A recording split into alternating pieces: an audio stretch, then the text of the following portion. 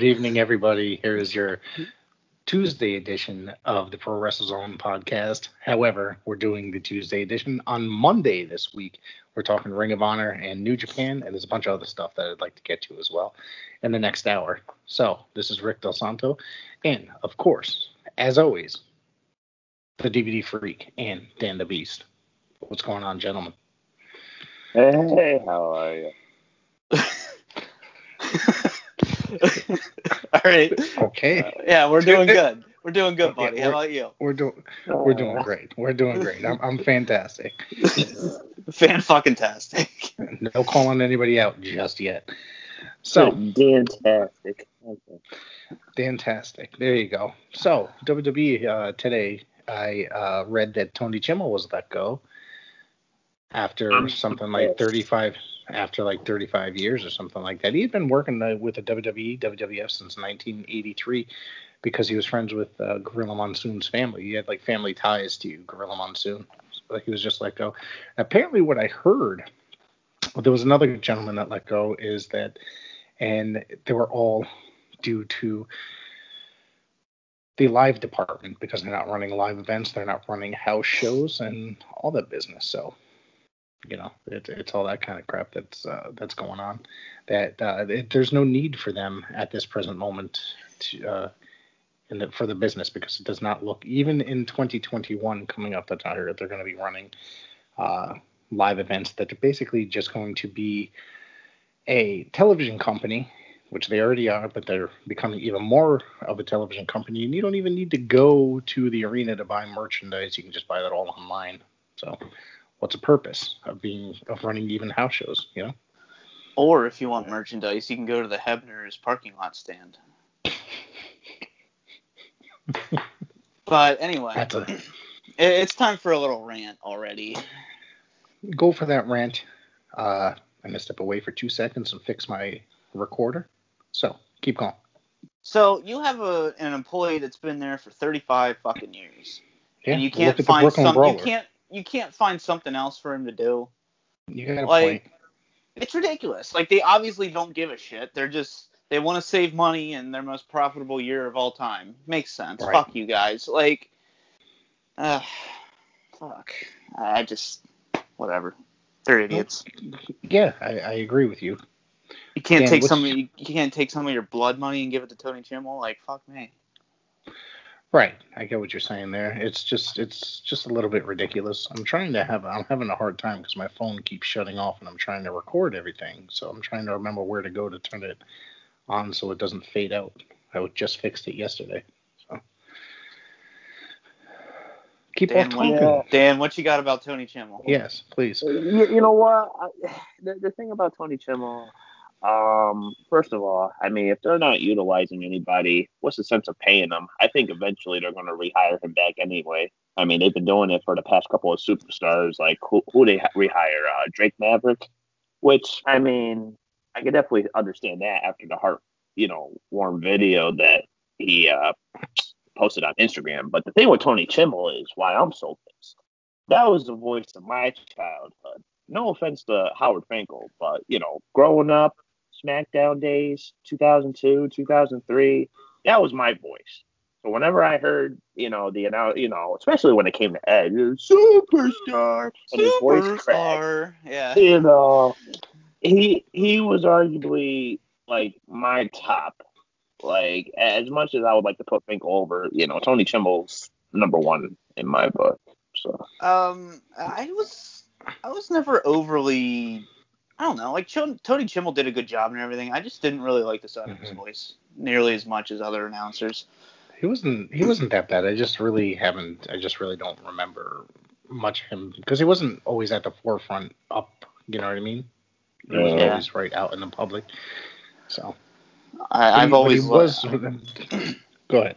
He was a good, he did have a good voice and he did pretty good. Yeah. But, it's sad anytime someone loses their job, but especially during the pandemic. Right now, people are losing their jobs left and right. I got a buddy who lives in Jersey who just lost his job today because his plant is warehouse that he works in is getting shut down. Yeah, and Howard Finkel will always be number one to me. And I always really liked Justin Roberts. I don't know about you guys. I thought he was well, come on. The pedophile? Justin Roberts he's good. He didn't diddle anybody. Supposedly an underage girl. Supposedly a rumor, but I guess it was the rumor. I don't know. I don't know for a fact, so I can't. When did you hear that? You remember during the speaking out movement it came out? Dude, I don't pay attention to all that garbage. It's important. You're on a wrestling podcast. It's important to know this stuff. Yeah, but I get so annoyed by modern society complaining about everything. That part I understand. It was apparently an underage girl, but where it happened, it was considered legal. So, because it wasn't really that much. So, like that meant, the age difference wasn't really that much at that time period. Well, I mean, at least they didn't dump somebody in the river. We'll see about that. Hey, I fixed the camera. Look at that shit. All right. Anyways, go ahead. No, I just said about dumping people in the river. Anyway, yeah. What's the next topic? All right, so you shouldn't do that. It's not good. Where are my glasses? Because I can't read. That's why I can't see my computer. Jesus Christ. Here we go. Tomorrow night, New England Northeast Wrestling. It's a promotion based out of New York that runs shows probably 10 minutes for me. Starts their new television series on the Highspots Network. Dan and I are going to start reviewing the shows. It's basically one of the promotions that Dan and I, before we met each other, actually frequented, because they're pretty much the number one promotion that runs the, New York, Connecticut, and I don't know if they run Mass. I'm pretty sure they do. They've done shows in Pennsylvania as well. Do they do it? Some Massachusetts, some Pennsylvania, PA areas, and Ohio. So. And some of if you name any big time professional wrestlers, they've run through there at some point or another, and since in their existence. And speaking of which, this is the 2-year anniversary, if I remember correctly, of the match where Kenny Omega wrestled Ray Phoenix in the main event on one of the Northeast Wrestling show in the Mid-Hudson Civic Center 2 years ago. And I watched that live on the Highspots Network, and it was a phenomenal match. So it was really good. That was good. So anybody got a chance to go check that out on the Highspots Network, I highly recommend it. Well, I know my buddy Nick Kurtz attended that show, so if you're watching this, leave your comments, share your memories of that night. Oh, lucky him, shit. Yeah, that was the one and only time that Kenny Omega worked for Northeast Wrestling, and they actually printed up T-shirts specifically for that event for Kenny Omega as well, and you can still get them through their website. So yeah. That's pretty much anything outside of what we're normally going to cover. Well, something. Since we're on the Northeast Wrestling discussion, Rick, what are your first memories of discovering Northeast Wrestling and your first Northeast Wrestling show? So I'm sure it's going to be way different than yours. Mine is 1995. So that they were actually when the promotion started, right? Yeah, they were actually a part of the NWA at the time, called NWA Northeast Wrestling. I don't remember much about the show. I do remember that Tommy Rogers from the Fantastics was on it. One of the regulars, a guy that I remember that it turned out to be a regular for the company, Roughhouse Ralph Mosca, was on the show. Of course, the Guardian of Chaos, the Big Daddy, was on. He was associated with Northeast Wrestling for many, many years, and he was one of the best, right-hand man, so to speak, and their top managers for many years. Other than that, I don't really remember much until I started to regularly go to shows.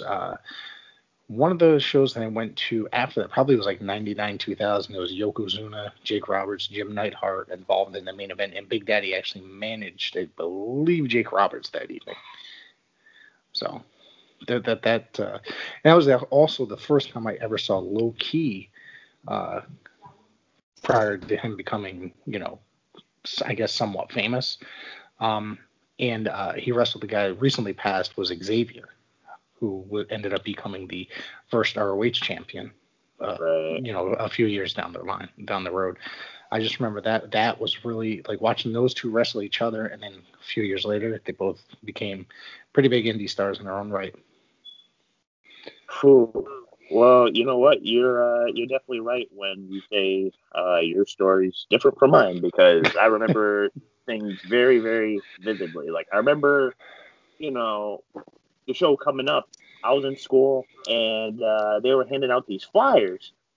Finally got to my end of the room, and it's like wrestling in Waterbury, and I'm like, what the fuck? Wrestling? I'm like, okay. Never thought I'd see the day. And I know they advertised, I think it was like Velvet Sky, Hacksaw Jim Duggan, Viscera. Hacksaw was a regular there. I don't know if you guys have ever seen it, but I posted every now and again I'll repost a picture of me and Hacksaw from a Northeast wrestling event from Danbury area, the Danbury Police Athletic building. He was one of the nicest people I ever met at a show. Legit. And I remember it taking place at the Waterbury Pal, which around here that's considered, I don't know, like your ECW arena, you would say, probably, Rick. It's like a regular venue, yeah. Same as like the Bethany Arena. Mm-hmm. You got to have a home somewhere, right? So right. I remember going there. Just greetings from, Velvet Sky and Big Daddy B. And I could just remember how, generous and so nice, Viscera was compared to like this big evil monster with the sun and moon on his titties. And I'm just like, wow, you're a really nice fucking guy. Like, what the hell? Yep. Made a compliment over the WrestleMania 22 hoodie that I had, and, took a picture with him, which I still have that photo. I'm going to have to dig that out and show you guys, because it's one of those print out photos. And he basically just put his signature on it. And that was actually the first time I encountered, I believe that was Bull Dread's first show for Northeast as well, was my first Northeast show. So I think that's when we had Bull Dread on. He said that actually. So yeah, about that, because I think you knew him, right? Your family knew him. His family. He was I know he was tag teaming with Jim Duggan that night, and he knows my family because they're practically neighbors. Jim but Duggan, yeah, just as you mentioned that, Jim Duggan's coming out on my television. That's pretty fucking weird. He's about to face Steve Austin for the United States title. Well, we already know how that goes, right? If that's the one I'm thinking of. Yeah, it's Fall Brawl. Yep. Oh, God, I don't even want to talk about that. I heard that was DVD Freak's favorite match of all time. Just you happen to mention it, it is. Technical wizardry. Oh, yeah. 2x4 up the ass, gotta love it. But, so do you have Go ahead. I remember Nick Kurtz. I know that's how Dan and I were introduced, because Nick Kurtz actually thought you were me at a Northeast wrestling show. And then, like, 3 years ago or whatever, he told me, he's like, dude, I just met somebody. I thought it was you. And it turns out it was you. So that's pretty funny. Do you remember that interaction with him? You know what? I remember because I was standing in the Brian Pillman line, and Brian Pillman Jr. to be exact. And this guy just came up to me, and he was just like, "Oh, dude, I'm so sorry. Do you know a guy named the DVD Freak?" And I'm just like, it rung a bell. I'm pretty sure I was already subscribed to you at that point, but I wasn't really familiar with YouTube names. So I was like, well, I have to look it up, but, it rings a bell. And he was like, oh my gosh, dude, you have, he was just telling me like the facial features, the hair, and I kind of saw, but at the same time, I was like, no. I didn't see it. But then this is how we ended up getting in communication with each other. We didn't end up talking, the rest of that night. We ended up taking our seats, watching the rest of the show, but his video came up as a recommended video on YouTube. and it was for the Scorpio Sky giveaway, and I'm sitting there like, huh, I wonder if this guy was at the Northeast Wrestling event. So I left a comment. I was like, hey, not to sound like a creep, but was this at the Northeast Wrestling show in Waterbury? And he was just like, yeah. He was like, how do you know that? And I'm all like, oh, I'm the guy that looks like the DVD freak. He was just like, holy shit. And I ended up just going through his videos just to make sure. And I'm just like, all right, yeah, this is the guy. And, we ended up exchanging. Is he a Connecticut guy? He lives in Connecticut? No. He's from New York. I ain't gonna mention specifically where, but he is from the New York area. He's really cool. That's cool. But yeah, we ended up exchanging, social media accounts, and then probably like a year later, he was the first person I went up to. I was like, hey, I'm gonna be making a YouTube channel. Check it out. Finally going to be posting videos, and that's when he made the whole story video of our interaction, and that's how me and DVD Freak were finally introduced, along with Wrestling Rampage during the WrestleMania 36 prediction video, because it's just too big for one night, Yeah. Relaxing Ghost wasn't able to do it, so I'm like, well, we need a fourth guy, and Nick was like, oh, let's have my friend Dan come on. I'm like, all right, let's do it. And one of the things I can't wait for is us to, when WrestleMania rolls around next year, because Jesus Christ, if they're breaking it up one night, or they're gonna do it like breaking it up into 2 nights, or doing the 1 6-hour broadcast, and are we all gonna just shit on it? I'll tell you what, though, I actually thought 36 was the best WrestleMania we had in like 5 years. So I hated fucking 35 with a passion. I know, Rick, you were there, but I hated it. Yeah, but that doesn't mean I liked it. Okay. Well, all right. I went to 34. I'll admit it was the drizzle and shits. There's things that I walked away with. I'm glad that I went. Because going to something like that, it's the what do they call it? What's the term? It's Showcase of the Immortals. Oh, there's that, yes. And the granddaddy of them all. Yeah, the granddaddy of them all. That's right. Where it all begins again. I did like, Brian. No. I did like Brian and Kofi. Because it was Brian. And, it's not that Kofi's bad or anything. He's not that bad. It's just he gets stuck in goofy gimmicks. Ugh. We're totally haven't even started the subject of the show. So. Well, let me go turn the AC on quick, because it is fucking hot in here. Jesus Christ.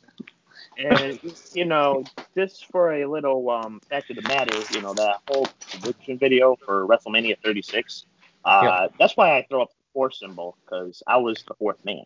So, just a little fun fact there.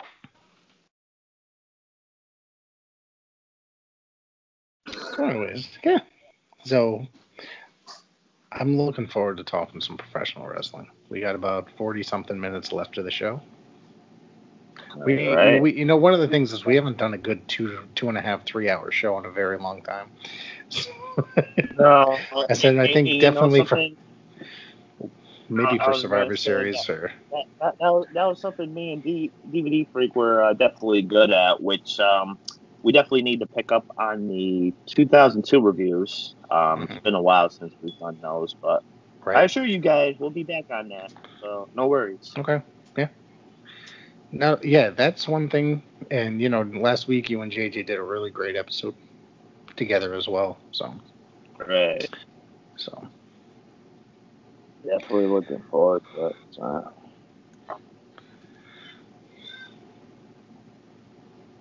right. What the hell is going on there? So, let's keep talking so there's no weird background noise. Right. What do you got going on? You got anything playing in the background over there? No, I don't have anything at the moment. Everything's pretty much just silent, so that way I have the best, background noise as possible. Just no noise. And looks like it's Ricky Gibson and maybe Jimmy Valiant on my television. Maybe a younger Jimmy Valiant. Trying to think, like the Valiant brothers after they left WWF, maybe. They could be. I don't know. Maybe. So what's up, DVD Freak? Which do we want to start with, Ring of Honor or the New Japans? I actually enjoyed Ring of Honor a little more, so maybe we should do New Japan first. Okay, I do have a complaint about New Japan. I did like New Japan, but It was all right. Dan, you could jump in anytime you want. Okay. So, with the New Japan, for the Strong, either out of the LA dojo, the only thing that every week that I've noticed so far, especially seeing that we've been really, going through and analyzing them, the main events are not the best match on the show. It's the undercard, and the main event is just kind of like the I'm falling asleep match, or I don't necessarily. The only reason why I'm necessarily watching it is because I'm have to review it, and I could just walk away and just look up the result, but I won't. I've been doing that. I've been doing that with WWE for years now. But I enjoyed the finish to the main event, but that's about it. I'm trying to. Yeah, that was good. There's a couple complaints about that gentleman that I have to say, but when we get to that match, that's when I'll mention them. It started off with Fred Rosser, who was Darren Young. Yeah. In WWF against Jordan Clearwater. I enjoyed this match. I think, what's he call himself? Mr. No Days Off. And, 24/7, no days off. Yeah. This is the second or third time I've seen him in New Japan, and I'm really enjoying his work here as opposed to how it was in WWE. I think he was sorely underutilized, and you can tell definitely by watching his stuff in New Japan. Now, I'm going to jump in a little bit. Now, Rick, from what you've seen out of him, can you say that he's progressed over the last couple of years since leaving WWE? Yeah. Oh, yeah. He's got a somewhat of a different moveset as well. He definitely looks like he's putting it. He put it in. He's putting in his time. He's trying harder. He's working harder, and he's just putting on good quality matches. He does need to shave his head, though. I've thought that for years. Well, that afro needs to go. It doesn't work. Just stop. That's something he's had for close to a decade. So I know. Well, when he was in NXT the first season. Oh God. Oh my God, it was awful. It was like an emo afro. You didn't think that existed, but it did now. I'm gonna have to go back because it's I don't necessarily even remember the season because and the only reason I really watched it was because Brian was in it, so I don't really remember much.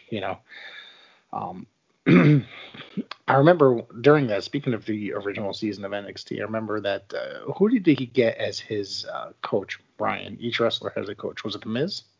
No, Brian had The Miz. Did Darren Young? Yeah, that's what I'm saying.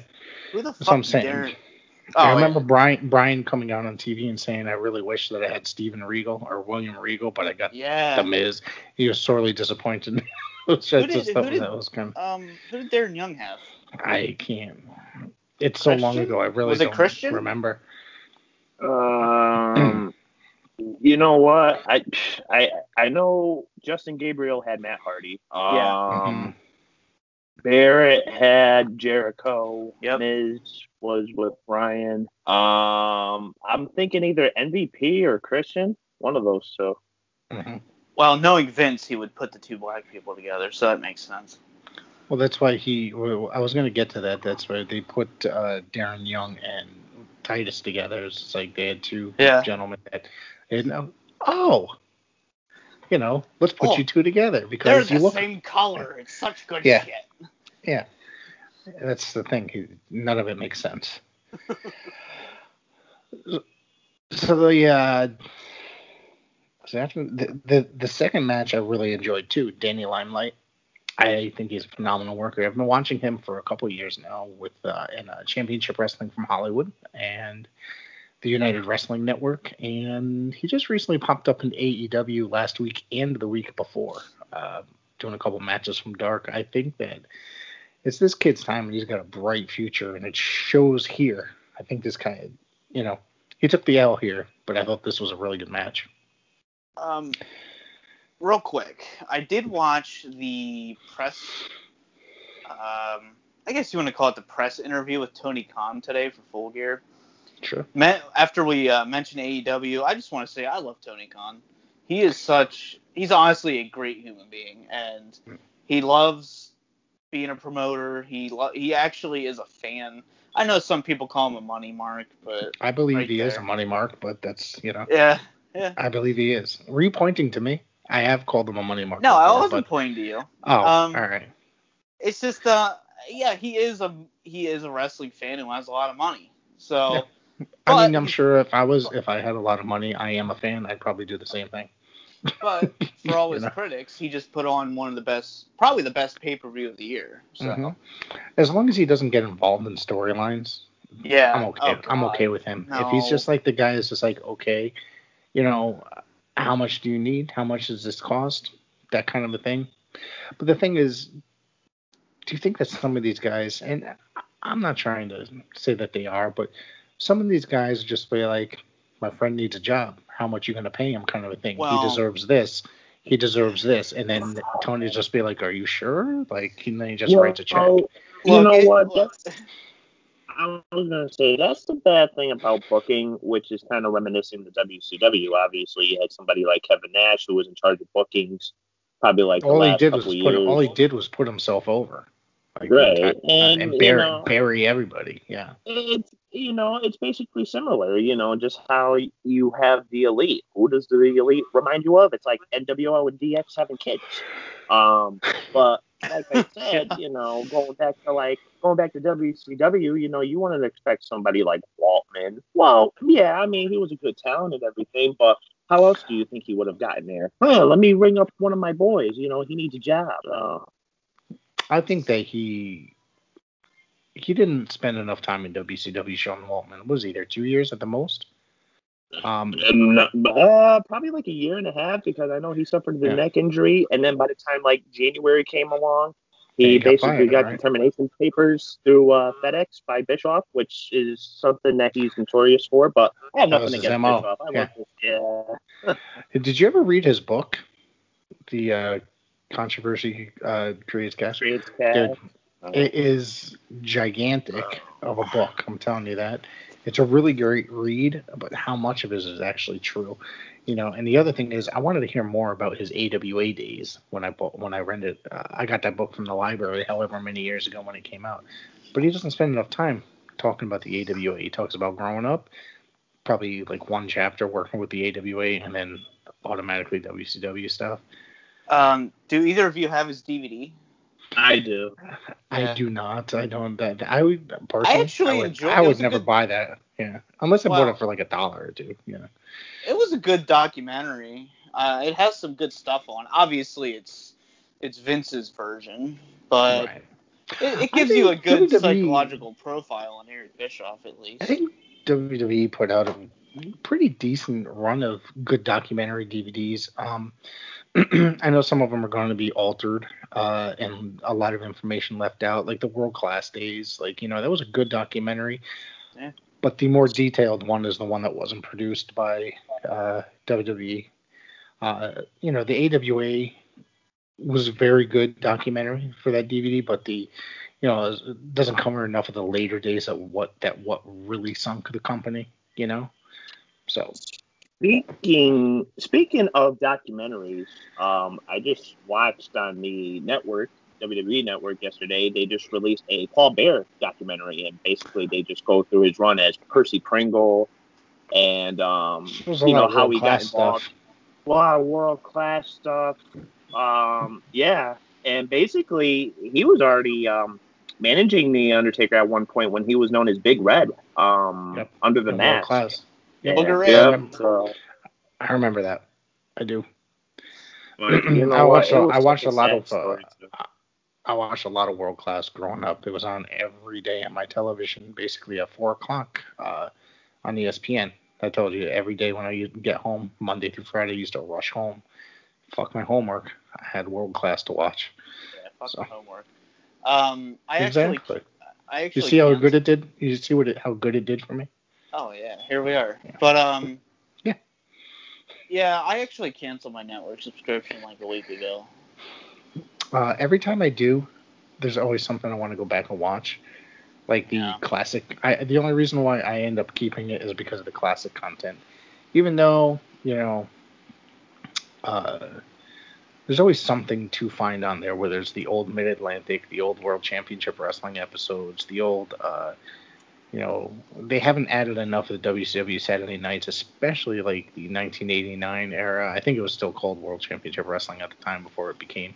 There's like a whole gap missing, especially from like 1990 and 91. There's a lot on the network. There's like chunks missing. You know what I mean? It goes from like however many years, then a couple years missing. Well, like the final couple of years of prime time, they didn't digitize those yet. It just goes up to like I think 1990, and what do they run to 93? So I'm still waiting for the rest of those to get, because when it became more of a variety show, and then with some matches in the middle. Well, they like to create their own continuity. So yeah. So what did you think of the Danny Limelight and Chase Owens match? I thought it was pretty decent. I think it was the better match of the show. Yes. I'd rather have just gone on last. I'm not a fan of tag team main events personally. It depends on how the build up. I'm going to complain about the tag team main event when we get to it, though. Well, I especially hate 6-man tag matches. Mm-hmm. And that's like the most cliche. The 6-man tag team matches? Yeah, that's the most cliche fucking Monday Night Raw main event. And it's just, it always ends with some kind of... It's amazing that you said that, because tonight I got an email from WWE saying that there's a 6-man tag as the main event. Yeah, like, I'm just... yeah. They always end the same. It's some clusterfuck where all of them are in the ring at the same time. Like, fuck you. Like, I'd rather see a one-on-one competitive matchup for the main event. To me, this should have been that main event. If you're working with these three matches they had, this one should have been the final match. And actually I think there's a reason why the main event was the main event. Before we get to that, there was Kevin Kelly was talking about the matches that were coming up for next week or coming up. I said Kevin Kelly mentioned Fred Rosser versus Tom Lawler coming up, Filthy Tom, for one of the future episodes of Strong. And didn't it just come out 2 days ago that Tom Lawler has COVID? So how the fuck is that going to happen unless it's pre-taped? Yeah, that's what I'm thinking. It's pre-taped. Has to be. I'm not sure if you guys heard of that, about Filthy Tom getting COVID or not. But well, maybe we can have like a face shield on a pole match or something. And that's the other thing, is that Brian Alvarez, has a show with Filthy Tom as well, and didn't even mention on the show today. So I don't know. Unless he got the Donald Trump vaccination that worked within, like, he got it and it was gone in 2 days. But, Yeah, well. All right, so the main event was Rocky Romero and Jeff Cobb against Rust Taylor and JR Kratos. God, I love Jeff Cobb. I really do. That guy's amazing. I just love his variations on the suplex. It's kind of like, it reminds me of watching the Steiner brothers, who would just do 100 different variations on the suplex. They would take a belly-to-belly, belly-to-back suplex and do it some fucking crazy way where it looked like a shoot. He does something, like the swinging belly-to-back suplex. I think he's one of the best wrestlers out there today, to be honest with you, Jeff Cobb. Yeah. Like I said, this match, I wasn't hyped up until the last 10 seconds. Yeah. I loved this finish. But it's just the rest of it, I'm just like, well, I kept checking the time. I'm like, great, we have 11 minutes left. Great, we have 6 minutes left. Right. It's that generic tag match that I don't like. I don't like TV matches to start off with. But this was just like that generic tag team TV match. One of the things is, this JR Kratos guy was the bigger gentleman of the two. He reminded me of like Albert or Kali, the way he moved. He was not very... This is the first time I've ever seen him. Yeah, same. I kind of liked him, though, to be honest. All right, I did not. That's just my personal opinion. I thought he was... There's just something about him that did not stick with me watching Was he too This guy. puffy for you? Too roided? He had flabs. Did you see that? But anyways, but he just reminded me of somebody like Kali or Albert, like the way he moved, like it just, But then he I think he damn near took like Romero's fucking crushed him basically with that suplex, and they damn near killed him. He It looked like at least. He definitely had an in-ring presence. Yeah, I think as the match went on, though, he did. There's just certain maneuvers that just reminded me of that. But then as like the match went on, I guess he worked. It looked like he worked a couple different styles in the match, and they weren't all matching well together.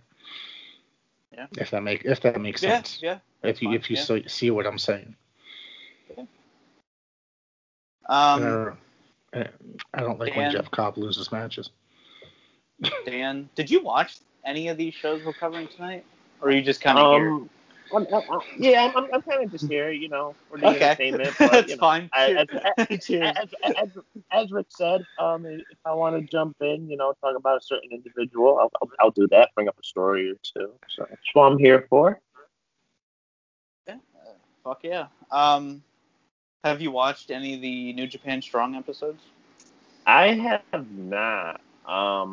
You know what? I'm actually looking forward to like the G1 tournament, to be honest, just because of like the certain names that are going to be involved, particularly like Leo Rush and Chris Bay, as this is going to be Chris Bay's first appearance. The Super J Cup this year. Super J Cup. Yes, this year, I'm. It's been a couple of years since this has been held, right? The Super J Cup, if I remember correctly. If I remember hearing that recently, it hasn't been held in a few years. So, the U.S. participants, I'm really looking forward to seeing them take place in this. I do have the list somewhere. I don't have it here now, but Chris Bay and Leo Rush and damn. A couple other guys I don't remember off the top of my head. I think TJP and yes, he was announced in ACH. Yep, he was announced as well. Yep. So it just looks like it's going to be a really promising tournament this year, and I'm really looking forward to it. And of course, we're going to cover it. DVD Freak, just remember that. Fuck yeah. So I love me some New Japan. Yeah, same here. So overall, I thought this show, it was a television show. I thought it was pretty decent. There's really nothing to complain about other than what I complained about in the main event. So, I don't mind television matches when it comes to actual wrestling promotions. When it comes to sports entertainment promotions, it's a different story. You get what I'm saying here?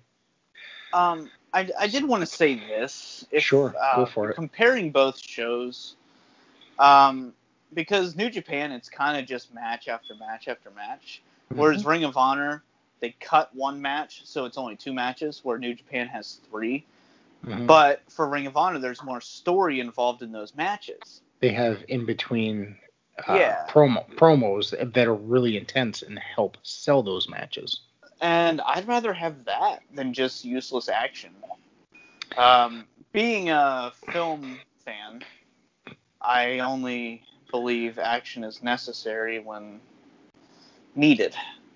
And I think Ring of Honor does that really well, where they have these hype packages, they have promos, whereas I feel like New Japan, they're just kind of throwing shit together sometimes. Yeah, I like how they have the post-match like promo / press conference for like every match. Yeah, they got the wall set up, and I don't know. I like the match after match thing. It's presented like it's sport, but so is Ring of Honor with the intense promos. So it's like if there could be like a middle ground for the two, you know what I mean? I'd probably really enjoy it because I do enjoy the way both shows are set up. And now, mind you, Ring of Honor recently just started doing this again because the television product for a little while just turned into be like a lot of highlights for a while, and then maybe one exclusive match. Okay. So for a while, and then now since they've come back, they did a bunch of TV tapings. So, They're trying to rebrand the company basically, and I think they're doing a really great job at rebranding. Well, I'm actually liking the Power Rules. Yeah. Yeah. Absolutely. It makes it more competitive, and I don't know. I love the more strong style, realistic nature, whatever you want to call it. But there's a lot of grappling. There's a lot more grappling. It's like you're watching older Japanese wrestling, from like the 80s or 90s. It's like there's a lot of grappling with nothing over the top. And I'm the kind of person, I always thought rope breaks were bullshit. So I do like that. There's got to be something. I mean, come on. There's got to be something. It's got to be some sort of rule. You can't just be like... I get, the middle of the ring, like that's where you should be. But the way I see it is these are both 1 hour shows, which I don't think a wrestling show should ever be 1 hour. I think it should be 2 hours. I could tell the era that you grew up on, obviously, by you saying that. No offense. It's because when I grew up, every wrestling show was 1 hour. The only show that I looked forward to every week that was 2 hours was the NWA on Saturday nights, NWA World Championship Wrestling 605 on TBS.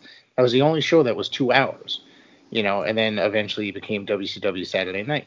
So, you get what I'm saying? Every show was 1 hour. Oh, and then primetime wrestling on Mondays was 2 hours as well. So, it's just like every other show was 1 hour. It's just I don't want to see a 5-minute TV match that ends in a disqualification. But if you look at it, there was a lot of squash matches, but those squash matches helped get those wrestlers over. Today, it's impossible for wrestlers to get over. It's extremely hard for wrestlers to get over. You got guys coming out here doing a dick flip, guys coming out here with his hands in his pockets. Oh. Come on. You get what I'm saying here? Well, it's like that's how these guys are getting over. You needed something else. You need guys like Barry Horowitz, Mike Sharp, Mario Mancini, Reno Riggins, helping these guys get over and make them look strong. And one thing I will credit WWF in the early to mid 90s. What was Monday Night Raw? Squash matches. What are squash matches? Yeah. They would always. And they had like one main. Yeah, they would have one. It would be feature match. It wasn't a main event. It was a feature match. It would be a wrestler and a jobber.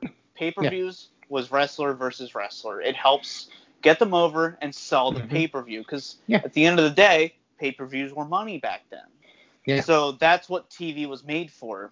So, and it's just like now it's just, I don't watch wrestling TV.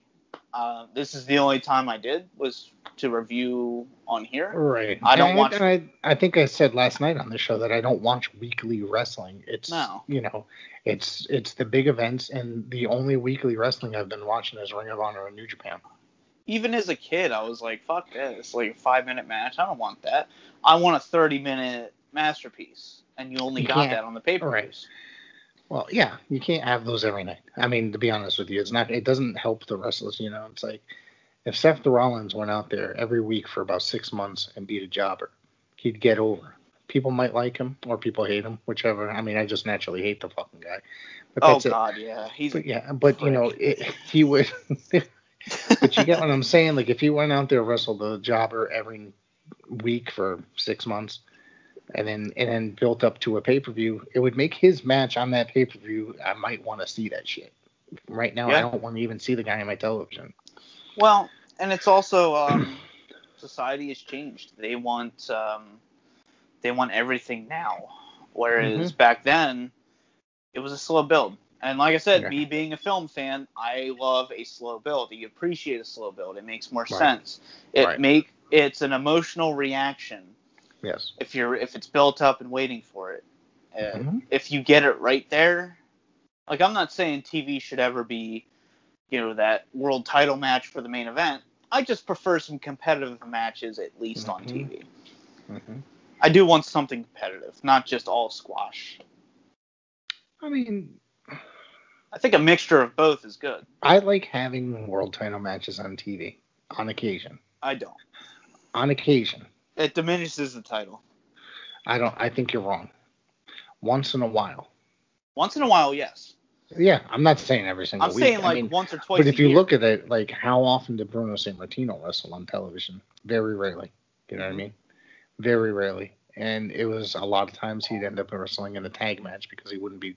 Obviously, he's not going to be defending his match against. I can't even think of some '70s jobber right now. Kevin Sullivan was a jobber in WWF in the '70s. That's the only guy I can think of right now. But you get what I'm saying here. They saved all his matches for Philadelphia Spectrum and Madison Square Garden and the Boston Gardens. I forgot where I was going with this, but that's all right. It's not that important.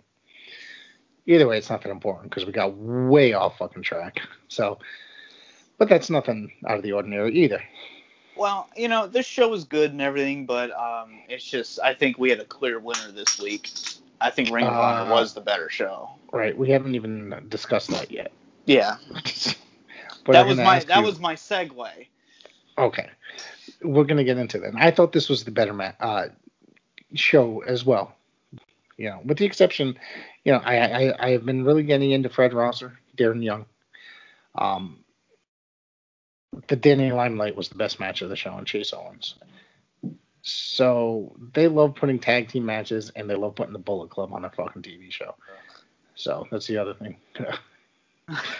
All right, so into Ring of Honor. I got to be honest. They started off with the highlights from last week, Gresham versus Tracy Williams, and then the post-match interviews that they didn't show. And it just seemed, I think that it was great they're still selling this, still talking about it, because I thought that was one hell of a fucking match. Yeah, it brings it importance. Yeah. You can't just gloss over that. You need to admit, that was great, and we're gonna throw it in your face. That was phenomenal. Yeah. First match was Dak Draper and Brian Johnson, and one of the things I thought was hilarious was Brian Johnson was cutting a promo during his hype package when he was just talking about the wrestling bug, catching the wrestling bug, which I thought was the way he was making fun of the other wrestlers being addicted to wrestling as a kid. It's just, I thought it was comical. Freak, what was the result of this match? I hate to say it, I nodded off for about 5 minutes, literally. Woke up and the match was over. Brody King was on my TV. Well, can I say right now that Dak Draper is one of the worst names I've ever heard in the history of wrestling? I'm not gonna lie. It's relatively ridiculous. Yeah. Oh no. God, I enjoyed this match. We had a lot of good. No, it was really. Yeah. From what I did see of it before falling asleep for that 5 minutes, I thought it was a really good match, and it was enjoyable. They really utilized the rope break and the closed fist, breaking the rules type thing. The referee was really on top of it. I thought that was really good. This one looked like it was like a legitimate fight. You know what I mean? Like a legitimate competitive contest, and I really enjoyed that. Yeah, this was great. I think I'll tell you what, I love the second match a lot more. Mm-hmm. I was all over that match, but this one, it was good. You had a lot of good heel tactics. Mm-hmm. They were integrating the power rules. They were integrating heel tactics into the power rules. Or he used the closed fist. He's like, what? I get one. Just being that asshole. But right. It's good in-ring psychology. For not having a crowd, this was great. Yeah. I really thought Brody King's promo was really amazing. I think that guy just kills it every time he just walks out and he's out on camera or, whether he's on camera or in the ring. I thought it was funny that he mentioned that he was into punk and hardcore because it's the second time in the last 3 or 4 weeks in Ring of Honor that one of the competitors came out and said something like that. I don't know. Me being an old school hardcore kid, I thought that was kind of comical in a way. Yeah. But Dalton Castle, former Ring of Honor champion, took the L here, and it was a pretty good match actually. I actually thought it was going to go the other way around. Yeah, I was happy with the finish. This was a brutal match. I loved it. Yeah. You had great heel and face. It's not just some gray area. It was literally a heel and a fucking face. Yeah. Going at it. And I'm not the biggest Castle fan, so... No. I think his mustache is ridiculous. He reminds me of, Colin Delaney, but God damn. yeah, that's an insult right there. That should show That's just you a I'm name. not a fan. That's a name I haven't heard in a long time. Yeah, but yeah, this was great. Yeah, you know what? I've encountered Dalton Castle a few times as he appeared for Northeast Wrestling, and yeah, definitely a unique individual. But when it comes to his in-ring aspects, technicality wise, he's great. I'm not really big on the gimmick as I used to be. Is he still doing the whole peacock bullshit? Well, he's got the whole, what's that thing called? His ring gear, like where he comes out. It's like shaped like that, kind of. Yeah. Okay. Yeah, that's yeah. I mean, I'm the kind of person I always kind of root for the heel anyway, but this one I'm just like, dude, fucking step on him. Like, I want this kid out of here. Like, I don't like him. It's like if Brian Kendrick, back when he was teaming with Paul London, fucked Right. Colin Delaney. That's kind of what you get. But yeah, I love the finish. It was a brutal finish. I love that. It was Let me like ask you, guy. Go ahead. Go ahead. Let me ask you guys, like, what do you think of Brian Kendrick these days as the Brian Kendrick that he started that gimmick in TNA and then came over to 205 Live with it? Well, he started, because if you remember, when he split with Paul London, he was teamed with, not teamed, but it was kind of like his Virgil, Ezekiel Jackson. I remember that. Who? I'm sorry, with who? Ezekiel Jackson. Really? Yeah, he was kind of like his bodyguard. And okay. That must have been when I stopped watching for a little bit. I think it was more cringy. I like Brian Kendrick, but I don't like the Brian Kendrick. I liked him when he was Spanky in the earlier days. It seemed like he doesn't move like he used to. Now there's a lot that he took out of his move arsenal. You know what I mean? It's just he just goes out there like he's a plain old wrestler nowadays. He doesn't do all the. There's nothing crazy about him any longer. Well, is he still with WWE? As far as I know, he is. He was part of 205 Live for at least I remember that. over a year or so. Yeah, over a year or so. I mean, yeah. I haven't watched that. I haven't watched that in a while because I'm Friday nights and I'm not. I've watched I'm not it really once. thinking. I watched it once because I was there. There's actually, I actually do enjoy that program because it's a shame that the crowd is never into it, and that's the thing. It's like they don't give enough attention to these guys, so the crowd is never into it because it's recorded before SmackDown or after, whichever. So half the time the crowd isn't even there. Half the crowd will leave. Well, that's why because it used to be after SmackDown, but people were leaving, so they had to change it to before and take out the live part. But it's just like, at this point, there's no fucking title. What are the people fighting for? They took the title and brought it to NXT, the Cruiserweight title, so now it's just a show, and the guys don't even pop up. Like, for a while, they did shows from whatever arena. What is it, Full Sail Arena? Is that what it's called? And then Full Sail University. Yeah, whatever, that thing. So they would bring it there. It doesn't matter. But anyways, they would bring the show. They would bring the shows there, and then that's it. But there's no title. There's no title to fight for. There's no special tournaments they have. There's nothing. So what's the point? What is the purpose? Look, I know WWE thinks their audience is retarded, and for the most part, they are.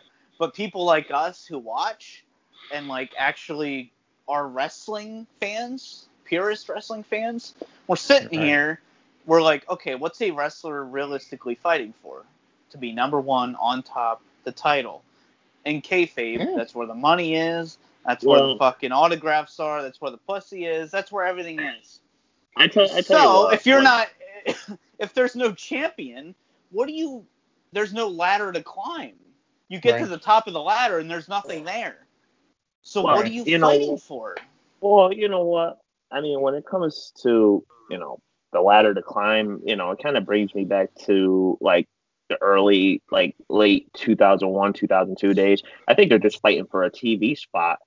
I mean, obviously WWE acquires all these guys and you have so much talent, you have no room for the main shows. So where are you the going to put majority of the reason their roster is so big is because they're trying to get them to not all these big indie guys, so they hire these guys so they don't sign to other companies because they don't want their companies to get bigger. They might not even have a spot for Brian Kendrick, or Tony Nese is still wrestling there every now and again. It's like, but they don't have any. They don't want them to go to, say, Impact or AEW or New Japan because, I mean, Vince McMahon is convinced that he lives in this box. He's probably convinced that nobody watches New Japan because it's not in the United States of America, anyways. Well, it's like a few years ago when everyone was kind of transitioning from TNA to WWE, they throw him an Impact because his way of thinking is you haven't made it unless you've made it in WWE. No promotion matters. And these Cruiserweight Cups, the the Mae Young Classic, that was their way of diminishing these people and telling them, hey, you have to work for your spot when they already made it. I mean, how many female wrestlers wrestled in the Mae Young Classic and then signed with another company? They had 2 matches. I mean, they had, Ibushi from New Japan come in, and he made it pretty far. Yeah, he did. Into the tournament, and then he never signed with WWE. And if there's anybody, that guy's fucking amazing. He should have signed with I mean, granted, I'm saying they should have signed him rather than if he decided to go back to New Japan. You know what I mean? Because he'd probably get the fucking, what's his name? The other guy, the guy that's the New Japan legend that's in there now. That's he teamed with Cesaro, Shinsuke Nakamura. Like, he probably would have gotten that treatment. Got stuck with a stupid gimmick, stupid hair, stupid outfit, and then you're wrestling matches half the speed that you were before, and you probably do 2 or 3 moves out of your entire arsenal. So it's just a bunch of bullshit that what they do. And then the same thing with, like, what's her name? Mercedes Martinez. She's been wrestling. How long has she been wrestling, Dan? 18 years? 20 years? Probably around there. She started here in Connecticut, and she wrestled in the Mae Young Classic, and then she makes 1 AEW appearance on AEW Dark. 2 months later, she's in WWE on NXT. Well, it's just like, I'll tell you what. She deserves her spot. She deserves her spot, working her ass off as long as she has. Well, you know what? Good for her, because she requested to be taken out of the Retribution storyline, which is probably, in history, one of the dumbest storylines we've ever seen. That's Donnie's favorite. Good for her. It's whose favorite?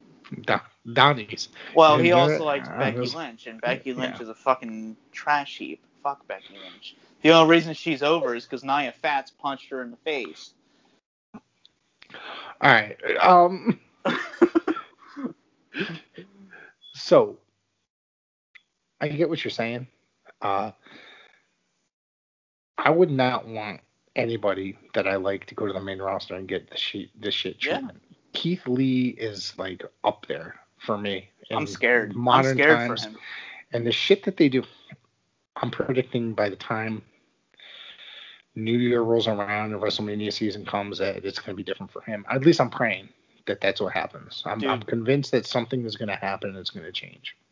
He's money, but they already fucked him. He could print money with this fucking guy, but Vince is he's just old and senile. I don't know what the fuck he's seeing. It's fucking Alzheimer's disease is what that is. But it's just like with Keith Lee, he could shit in a plastic bag and sell it. Like, that's how great he is. That's how great he is. He really is. And he could be their next superstar, their next Cena, their next Hogan, their next Brock, their next Hitman. You get what I'm saying? Yeah, the guy has that amount of talent, okay? And they already fucked him with that awful theme music. They changed his outfit. Yeah, they changed his ring gear. And it's just like, that to me was like, all right, that's it then. We see where you're going with this. Like, that was on the first month. Like, does Vince McMahon did he develop Down syndrome with age? Because obviously, look at last year's Survivor Series. He was fucking over. As if he exactly. had a great performance. The pop he got when he appeared, okay, the first time. Yeah. That should tell you people know him, people like him. Do not change him. Just go with it and put him with somebody. Put him with fucking Brock. When those two went on it in the Rumble, oh man, I legitimately marked out because I was like, yeah, I need to see this. I said, and then the fact is, the Keith Lee got that look on his face, that smirk on his face. I said, oh my God. I started to mark out. I really did. I said, this is going to be awesome. And they put him in there for a couple minutes with each other. I just wish it, I legit wish it went longer. Like, and I wanted to see them, go at Mania too, but that didn't happen. Maybe next year. We'll see. No, that won't happen. But I'll tell you what. I would suck Vince McMahon's dick if I got to see if I got to see Keith Lee and Brock Lesnar in like a 30-minute match. Dude, that's I don't think you're going to see a 30-minute match with Brock Lesnar anytime soon. I'd even swallow for that one. Dan's interested in putting in on that. The look on his face. That should show you how much I want to see that match. I think that it would be a fantastic match. Like, seriously. There's so much that I want to see. I don't even know how we got on this subject, to be honest with you. But anyway, Ring of Honor. Oh yeah, it was good. I liked it a lot. I thought it was really good, and I can't wait for future episodes next Tuesday night or whatever night we cover it. Next Tuesday, I'll be good. So yeah. Okay. Well, I'm about ready to wrap the shit up. So, folks, DVD Freak, why don't you tell everybody where they can find you? Oh, by the way, before we say goodbye, JJ was supposed to be here. His pops had to run out. This family emergency. I want to just say that we are thinking about JJ and his family and hope everything's all right. Cheers, buddy. Praying for you and your family. Before we go, why don't you tell everybody where they can find your DVD Freak? The DVD Freak on YouTube, as always. The Wrestling DVD Room on Facebook.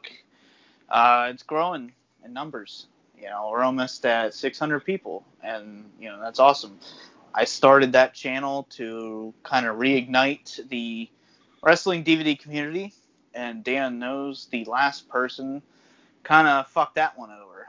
So, I'm trying to reignite that community, and, we're doing good stuff on that page, and that's really about it. Anything else, I'm not too active on, so it's not really worth mentioning. You can find me on Instagram and Twitter, the Rick Del Santo, and you can find me on the YouTube, or us, I should say, the Pro Wrestling Zone podcast. Like, subscribe, share, and leave nasty comments. It doesn't matter. Dan, why don't you say? And of course, you can find me on all forms of social media now: Facebook, Instagram, Twitter, Snapchat. But of course, you can find me on YouTube at DanTheBeast94. So be sure to hit that subscribe button. And especially if you're going to be watching my channel and you're not subscribed, what are you doing? Hit that button. And of course, subscribe to the Pro Wrestle Zone podcast. Y'all have a great night.